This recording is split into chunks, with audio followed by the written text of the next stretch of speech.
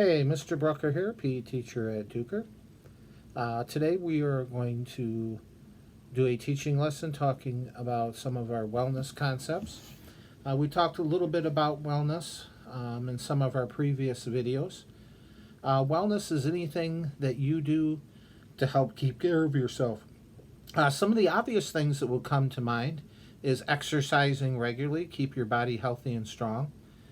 Making sure that you eat well, have good nutrition, drinking plenty of water.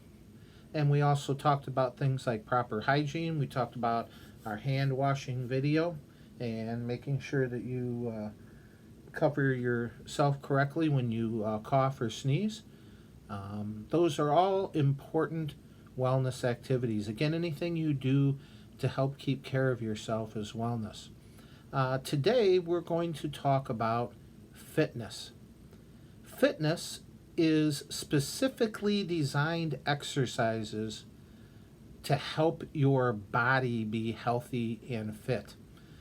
We do some exercises such as different sports exercises. We might work on a certain technique in sports. And some of those activities might be better than others for actually keeping your body fit and healthy. But fitness exercises are specifically designed with your health in mind. Today we're going to talk about what we call the components of fitness. And those are, a component is a part of something.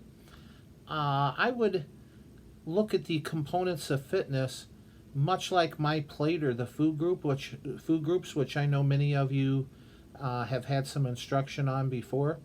The food groups tell you that you need to eat a variety of different foods to stay healthy because certain foods do certain things for your body.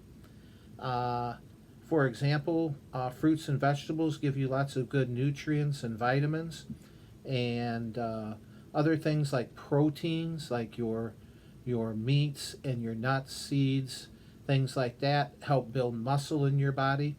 And as healthy as one particular food might be, for example, an apple is very healthy, but an apple can only give you so much. It has, again, a lot of good vitamins and nutrients, but it isn't going to help a whole lot in building muscle.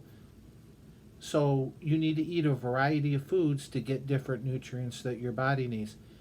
Fitness activities are very similar.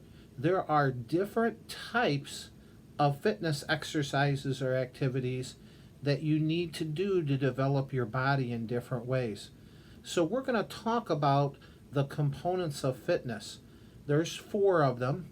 There's cardiovascular endurance, which sounds really fancy, but that's a simple way of keeping care of your heart and lungs. Another component of fitness is muscle endurance. The word endurance means that you can do things for a long time, so we want to build endurance in our muscles. And there's muscle strength, which is building power and explosion in your muscles. And then lastly, we want our muscles and our joints to be flexible, which means they have what we call a wide range of motion. Your joints allow for a lot of bending, stretching, moving. If you're flexible, you'll have a lot less chance of pulling, ripping, tearing muscles, joints, tendons. If you're not flexible, you have a lot higher chance of injuring yourself. So in just a moment, we're going to look at a few posters and talk about the 4 components of fitness in a little bit more detail. Our first component or area of fitness we're going to talk about in more detail is cardiovascular endurance. Cardiovascular endurance is keeping care of your heart and lungs. And I think, as most of you know, your heart and lungs are 2 of the most important parts of your body. So we definitely want to keep care of them. When we do activities that get our heart beating harder and get us breathing harder, those are good for cardiovascular endurance. Things like jogging, swimming, biking, rollerblading, jumping rope, like pictured in the board up above here are very good for cardiovascular endurance. Usually these activities are not done at a really fast, extraneous pace, but they're done at a little bit slower pace for a longer period of time. Again, the word endurance means to endure or do something for a long period of time, and it's important that we try to do these activities on a regular basis. Our next component of fitness we're going to talk about is muscular endurance. Now, muscular endurance and cardiovascular endurance a lot of times will go hand in hand. When you are doing a cardiovascular endurance exercise, you are more than likely building muscular endurance as well. Muscular endurance is the ability of the muscles to work over a long period of time. So again, going on a nice long jog or a hike, or paddling in a canoe like shown in the picture over a long period of time, will all build endurance in your muscles. Ideally, you want to do a variety of activities that build endurance in all your muscle groups. For example, a nice long bike ride or a jog would build up endurance in your lower body muscles. And like in the example here of people canoeing or kayaking, you would work on building endurance in your upper body muscles as well. The next component of fitness we'll talk about is muscle strength. Muscle strength is the ability of the muscles to perform heavy work in quick or explosive bursts. Okay?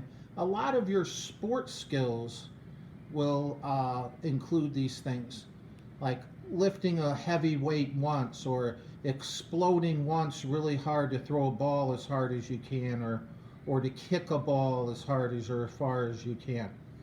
The main difference between muscle strength and muscle endurance is muscle strength, you are putting out a maximum, usually quick, explosive effort, as opposed to muscle endurance that is at an easier pace for a longer period of time. You want your muscles to be both strong and explosive, and to have endurance as well. And lastly, our last component of fitness is flexibility. Flexibility is the range of motion that body parts can move. If your joints and muscles are flexible, you'll greatly reduce the chance of injuring them. Stretching activities, sports or activities such as yoga or gymnastics or dance are very good for your flexibility. It is very important that you are flexible. Boys, flexibility is not just something that's for girls. Flexibility is for anyone that doesn't want to hurt themselves. The more flexible, again, your muscles are, the lot less chance that you will injure them. I like to tell my students to think of a popsicle stick. If you take a popsicle stick and you bend it very much, we know what happens, it breaks. All right? If our muscles are not flexible, they can be more like that.